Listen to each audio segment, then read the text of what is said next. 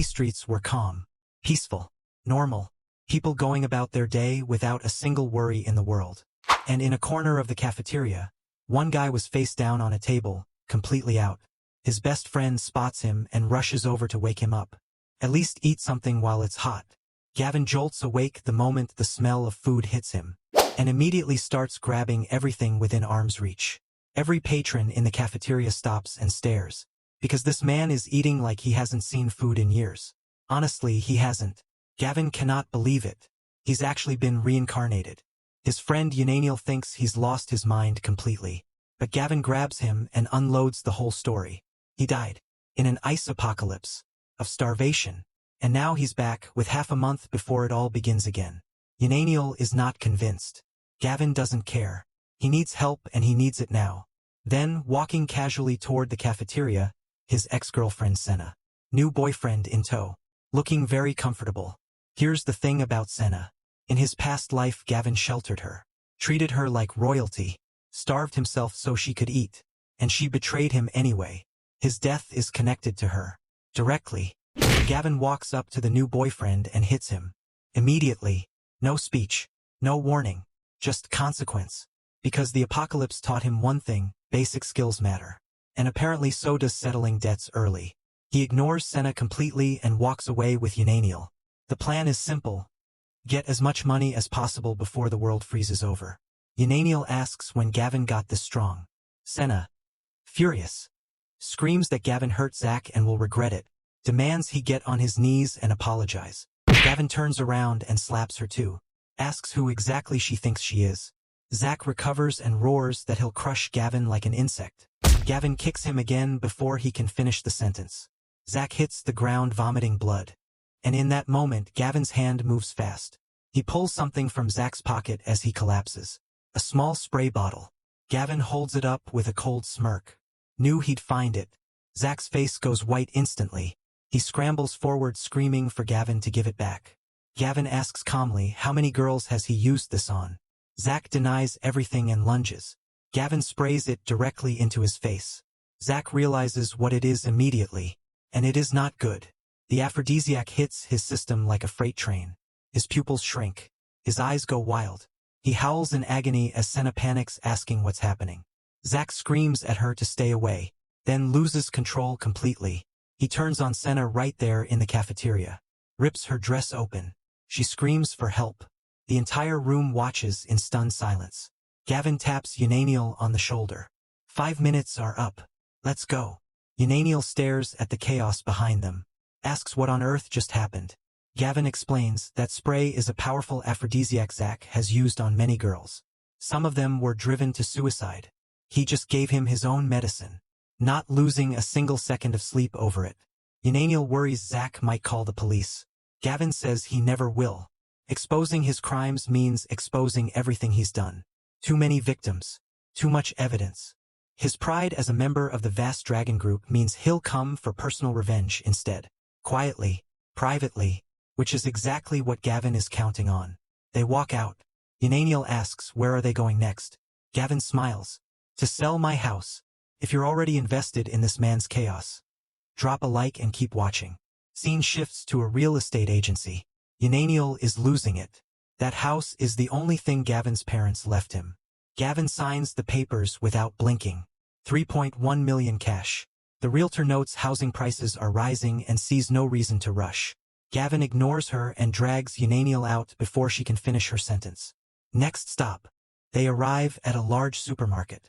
Gavin turns to the clerk. 1,000 units each of rice, flour and cooking oil. 10,000 cans of every variety of canned food available. The clerk stares at him. Asks is he sure. Gavin confirms without hesitation. Unaniel mutters that Gavin is basically buying an entire supermarket. Gavin asks if they deliver. The clerk assures him, delivery and unloading included. He asks Unaniel about his family's unused suburban warehouse. Says he needs it. And the address. Because he's not done buying yet. 2 female classmates spot Gavin across the store. Start whispering. Wasn't he the one who got cheated on by Senna? What is he doing in a members-only supermarket? Gavin then orders multiple high-end computers, TVs, gaming consoles. His reasoning, When the apocalypse locks everyone indoors, entertainment becomes essential. The clerk calls him their biggest client of the year. The two girls stand there with their mouths open. They calculate the electronics alone cost hundreds of thousands. One of them decides, Gavin must be a secretly rich kid. They should absolutely get closer to him. Gavin tells the clerk to pack all the appliances and every single down jacket in stock. He's nearly finished with his first round of apocalypse prep. But there's something even more important to handle next. Then a familiar feminine voice calls out to him. Sharon Zayer and Jolene Little walk over with wide smiles, complimenting his improved looks, acting like old friends. Gavin remembers them perfectly.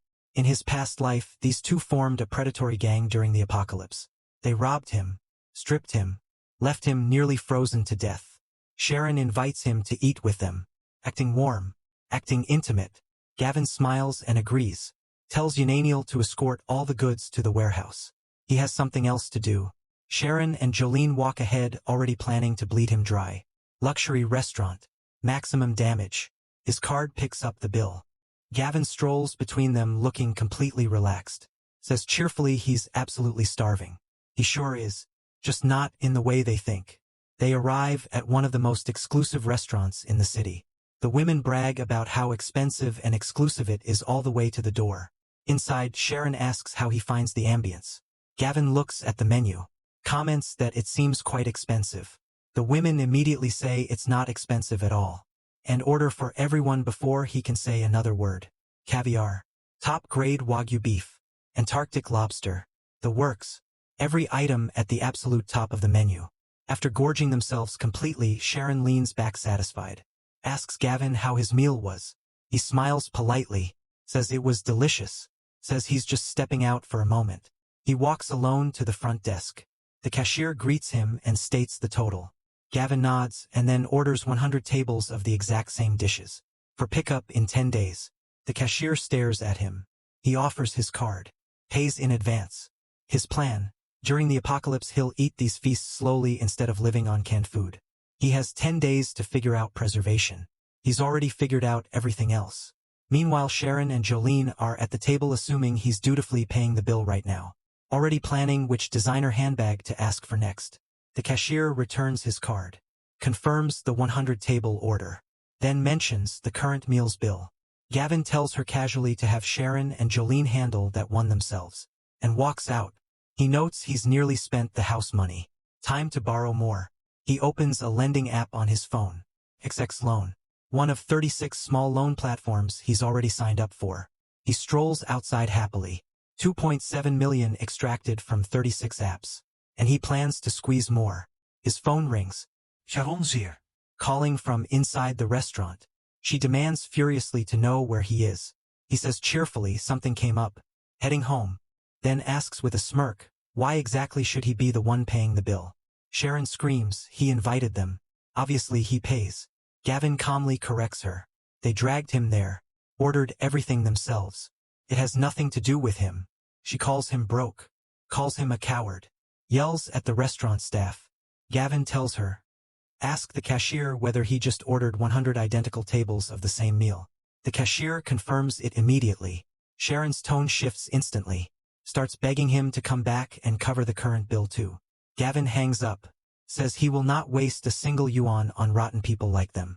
Back at the restaurant, Sharon and Jolene stare at each other in full panic. They cannot afford this bill. The cashier states flatly, no running tabs. Sharon seethes, vows to call Hunter and lure Gavin out tonight to teach him a proper lesson. Gavin stands outside a lottery office, thinking calmly. In his past life, he remembered winning numbers. He buys the ticket. Exact numbers. All of them. Just needs to wait 2 days for the results. He heads back to Yananiel, who is exhausted, cranky, and eating instant noodles alone in a warehouse full of supplies. Gavin promises to take him somewhere exciting tonight. Yananiel asks, why is Gavin spending this much money on supplies? Gavin explains, when the frozen apocalypse hits, these supplies become more valuable than money. Food controls desperate people. Trust me on this. Yananiel says Gavin seems sane enough, but the apocalypse talk is still hard to swallow. Gavin says in a few days he'll understand everything. Then 2 thugs walk up, ask if the boy in front of them is Gavin Clark. He confirms. asks if they're working for Hunter Walsh.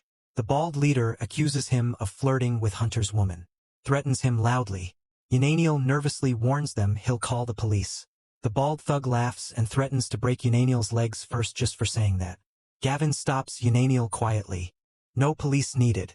The thugs sneer, glad he's not calling anyone, and advance with clubs. Unaniel panics and reveals his father owns Parker's building materials.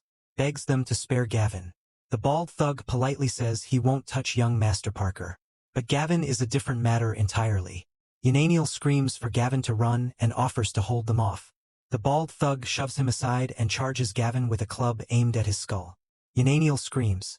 Gavin sidesteps it effortlessly. Thinks slow. Untrained. Obviously. He counters with a single kick that sends the bald thug flying and disarms him instantly. The thug recovers bloody and furious. Gavin picks up the bat. Drives it directly into the man's face. Teeth shatter on impact. The remaining gang members watch their leader's teeth leave his mouth and immediately reconsider their life choices. Gavin invites them all to attack together. They roar and charge anyway. Gavin swings through all of them with visible enjoyment. Knocks 6 people down like it's a warm-up exercise.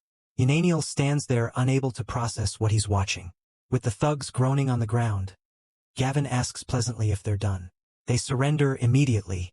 Gavin says, great. Each of them transfers him 100,000. Right now.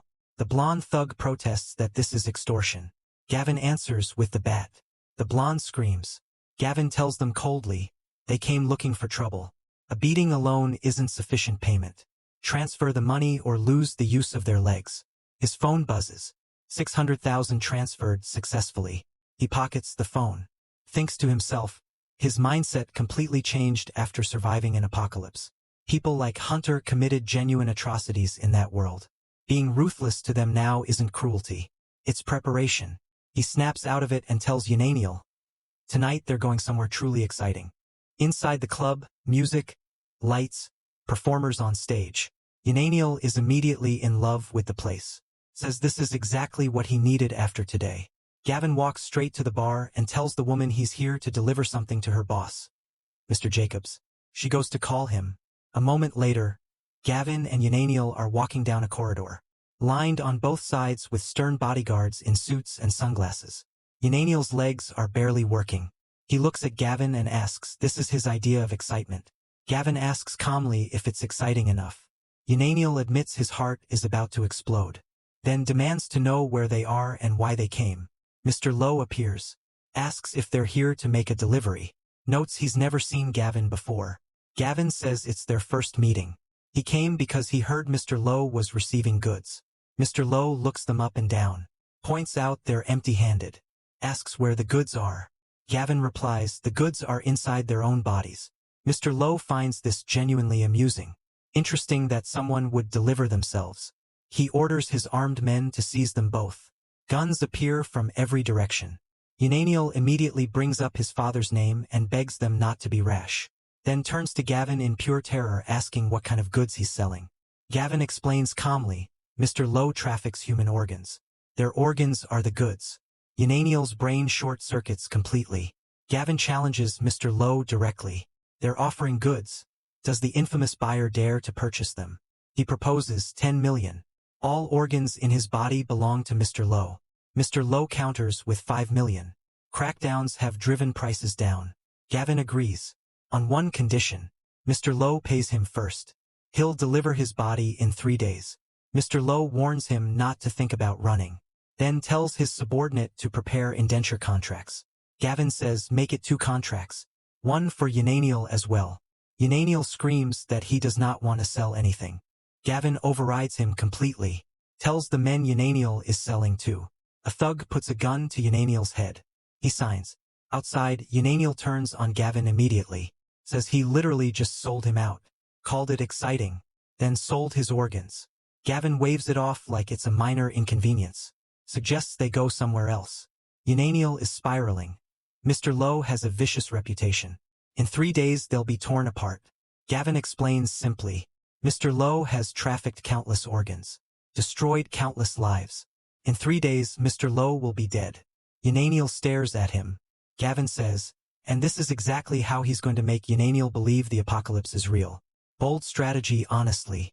Scene shifts to a luxury villa complex. A staff member asks Gavin, just this one villa and none of the others? Gavin confirms. Unaniel cannot understand why they're suddenly renting a villa. Gavin says simply something valuable is inside this one. What he doesn't say out loud. In his past life, this villa had the most supplies and a rare apocalyptic opportunity. It drew desperate people from everywhere. And it's where he eventually died.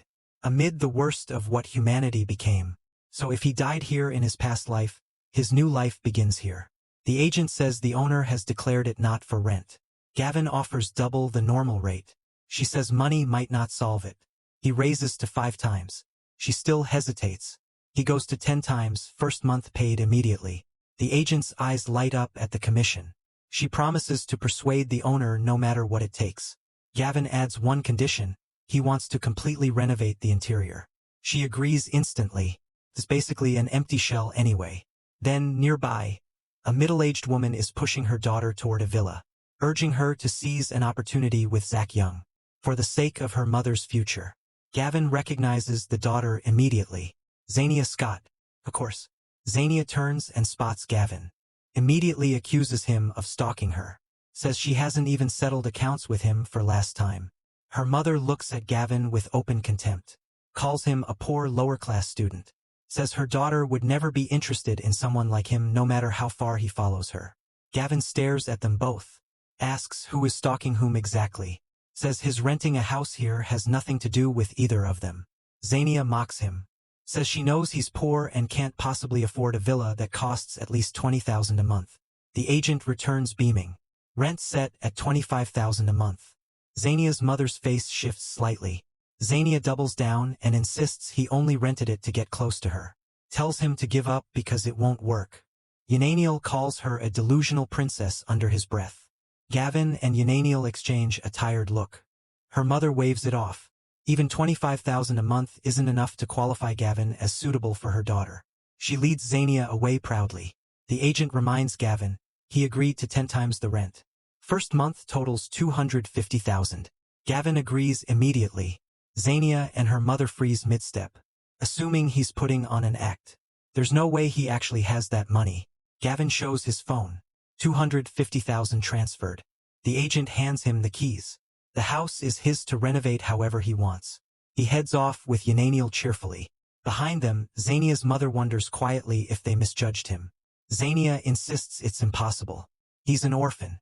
She'll investigate. Later, Gavin asks Unaniel to contact the boss of Heaven's Rainbow Decor, the city's largest renovation company. His family knows them. He needs an appointment. Unaniel is stunned. Gavin wants to renovate a place he already massively overpaid for. Gavin tells him to stop questioning and just set it up. He'll understand tonight. Unaniel's father pulls strings. Heaven's Rainbow's CEO postpones other work to meet Gavin personally. Gavin praises Unaniel's father's connections. Jokes he'll repay him with a truckload of instant noodles. Unaniel is not amused. Gavin adds quietly, soon Unaniel's father will genuinely love instant noodles. The hint lands somewhere between ominous and absurd. At Heaven's Rainbow Decor, the receptionist asks them to wait for the CEO. Then Zania and her mother walk into the same building. Zach is funding their renovation. They trust the company's reputation completely. Zania spots Gavin at reception and immediately accuses him of following her to the renovation company too. Insists no amount of effort will ever move her. Gavin complains to Unaniel about running into this pair again. Unaniel casually tells Zania, Gavin is also renovating a place. She scoffs. He doesn't even own property. Gavin introduces himself to the receptionist. States his appointment. She asks him to wait respectfully. Zania and her mother watch with visible doubt. Assume he's pretending. Then the CEO, Mr. Shao, arrives. Asks where his appointment client is. The receptionist points directly at Gavin. Zania's mother lights up, convinced Mr. Shao came because of Zach Young's influence. She smugly tells Gavin that Zania's status is clearly higher since the boss came personally for her. Zania steps forward enthusiastically and greets Mr. Shao. He looks confused. Asks if she's the one with the appointment. She says yes confidently. He asks, is her name Gavin Clark? She blinks. Clarifies she's Zania Scott. Mr. Shao tells her bluntly to step aside if she's not Gavin Clark. And stops her from interfering further. Gavin steps forward, introduces himself. Mr. Shao looks at him, clearly surprised by how young he is, invites him inside immediately. Outside the office, Xania and her mother fume, convinced themselves Unaniel's wealthy family must have arranged this treatment, because there's simply no other explanation. In the manager's office, Mr. Shao asks warmly what kind of renovation Gavin has in mind. Gavin says, a villa renovation. Mr. Shao says that's relatively small work. Offers to have his design director handle the details. Gavin asks Mr. Shao to personally oversee it. Mr. Shao explains he only handles major projects. He's a very busy man. Gavin says this qualifies as major. Mr. Shao asks for the budget. Gavin says at least 30 million. The room goes quiet. Mr. Shao stares at him. Asks again 30 million. Not 3 million. Gavin confirms. Calmly. 30 million. The design director walks in offering to take over. Mr. Shao waves him out immediately. He's handling this one himself. He asks what Gavin plans to turn this place into. Gavin slides his detailed blueprints across the desk. Mr. Shao reads through them. His expression shifts from curious to genuinely stunned. This isn't a villa renovation. It's a heavily fortified bunker. Independent water supply. Extreme cold AC. Ventilation and filtration systems. Thick steel plating throughout. Mr. Shao looks up. Says, anyone would think this was preparation for an apocalypse. Gavin tells him, treat it exactly like that. 20 million upfront. 5 million on completion. Final payment 3 days after construction ends. Mr. Shao agrees without further hesitation. Vows to mobilize every company resource to finish it within half a month. Outside, Unaniel is barely holding it together. Spending 35 million to renovate a rented villa is the most insane thing he's ever witnessed. Gavin says, money will be worthless soon anyway. Urges Unaniel to convince his father to start preparing. Unaniel demands to know where Gavin even got this much cash. Gavin admits, 10 million came from shady lenders. Then jokes, the apocalypse had better be real or he will never financially recover. Not a joke. Completely serious. Also somehow funny. Then Xania reappears. Assumes everything Gavin is doing is to impress her. Asks provocatively how much he spent on renovations. Gavin doesn't even look at her. Tells Gavin to see what real wealth looks like. Unaniel fires back immediately. Gavin spent 35 million. Their million is insignificant. Xania bursts into mocking laughter. Says 35 million is absolutely absurd and accuses them of ridiculous bragging. Gavin smirks.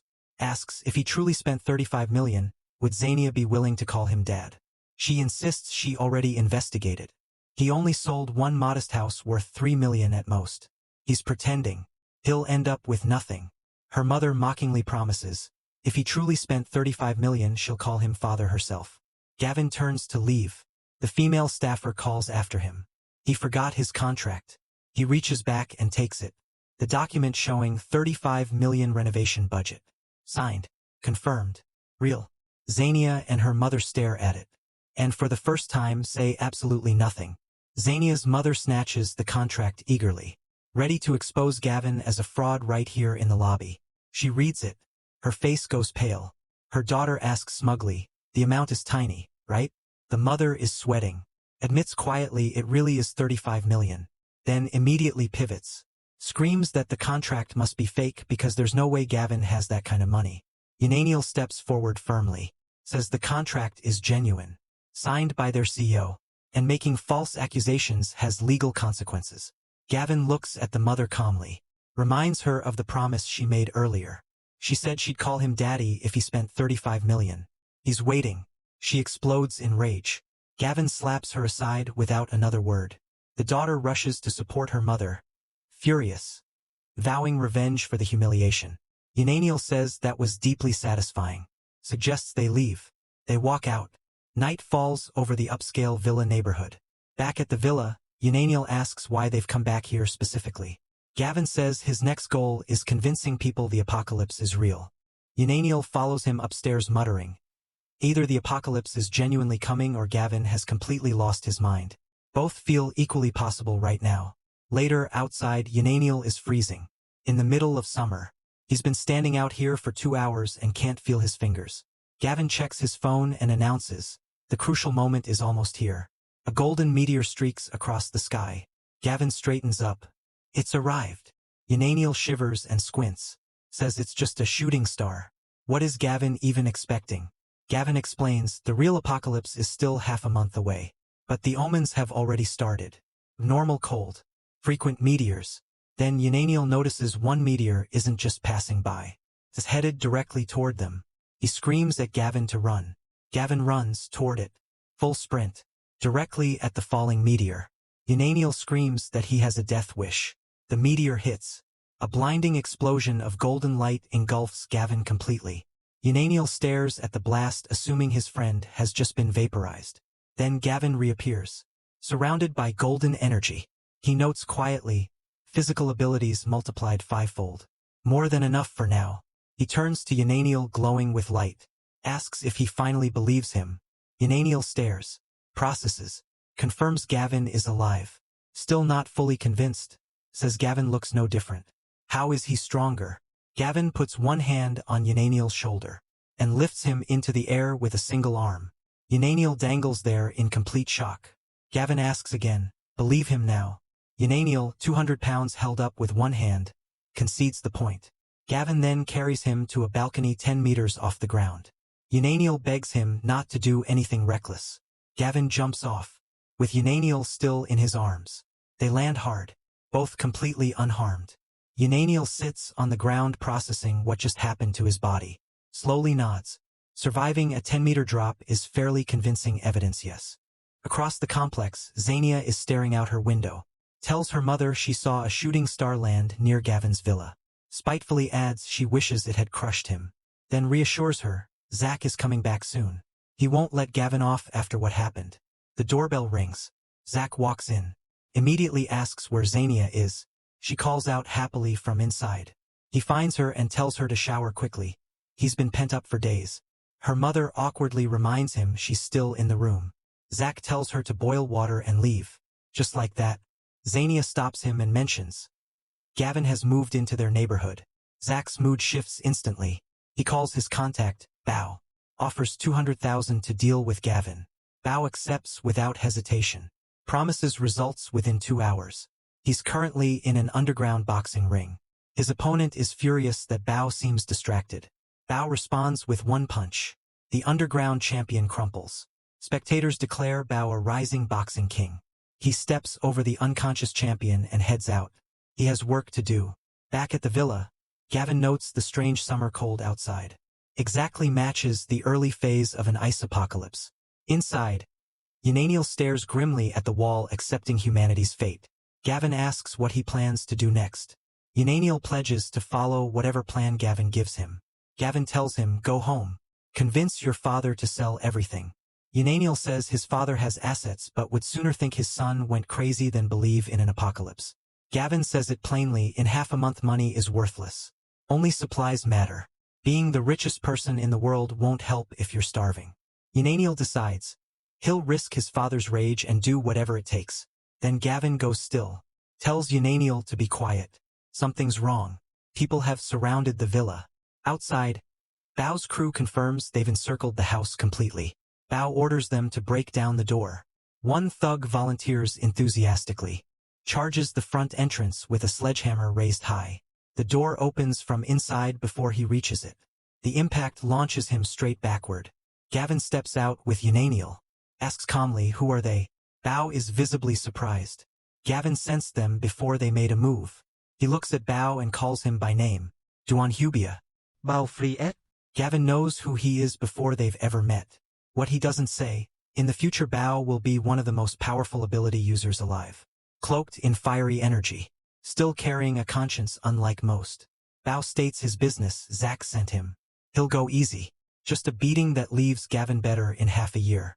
Gavin says he'll also go easy. Tells Bao to leave. Bao charges immediately to find out what gives Gavin that kind of confidence. Gavin dodges without effort. Comments too slow. Bao attacks again harder. Impressed by the reflexes, Gavin counters with one swift blow. Bao goes flying. His men stare. Their boss, who just ended the underground champion with one punch, is on the ground. Bao gets up, insisting no one can make him submit. Gavin kicks him in the chest. Bao goes airborne. Lands hard. Gavin asks how that feels. Bao admits he was powerless. Still won't submit. Gavin says, good. It'd be boring if he gave in too easily. Then offers him something unexpected. Help saving Bao's sister if he does one job. Bao goes completely still. Demands to know how Gavin knows about his sister. A flashback shows Bao at a hospital bedside. His sister pale and motionless. Gavin explains. He knows she has an incurable terminal illness. He knows Bao risks his life in underground fights to pay for her treatment. Bao asks, quietly, if Gavin can truly save her. Gavin says he's the only person in the world who knows how. Whether to trust him, that's Bao's choice. Bao looks at him for a long moment, then agrees. Asks what Gavin wants. Gavin's instructions severely beat Zach Young. Keep him down for at least half a month. Extort as much money as possible. Bao considers this silently, then rallies his men. When asked if he really trusts Gavin, Bao says he has no choice. He has to seize any hope available for his sister.